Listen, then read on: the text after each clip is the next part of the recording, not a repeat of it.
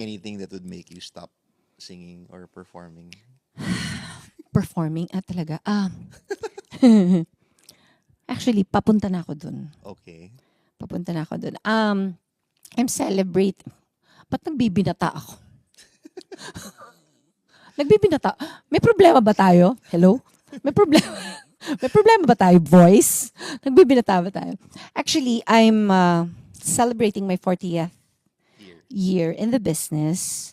And to celebrate that, I'm going to have a concert sometime in October, pero wala pa kaming date at wala pa kaming venue. But it's going to be my last big concert. Ooh, Yes. okay. To celebrate my 40th year. It's going to be my last big concert.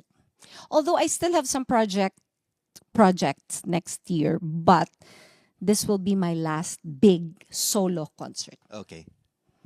Yun. So, Yung iba mga dance concert na siguro yun. Hindi na singing. Yeah. okay.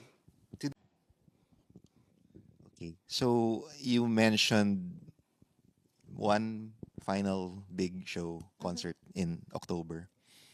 After that, what's next? I still have mga projects next year. And then eventually I retire. Simple lang. Simple lang. Simple lang. Sabi ng asawa ko, retirement means naman not really stopping altogether. It means doing whatever it is that you want to do. But it will free me from yung pressure of yung trying to please everyone, which I like. You know. Wise. Very wise. Dapat parang hindi naman daw talaga kasi 'di ba yung concept natin ng retirement is yung tumunganga ka na lang sa bahay mo. Parang ayoko din naman yun, no? Parang, anong gagawin ko? Parang, parang hindi din ako sanay nun. But, kasi I kept thinking, what am I gonna do next if I retire?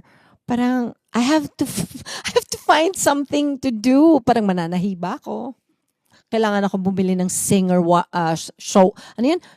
machine.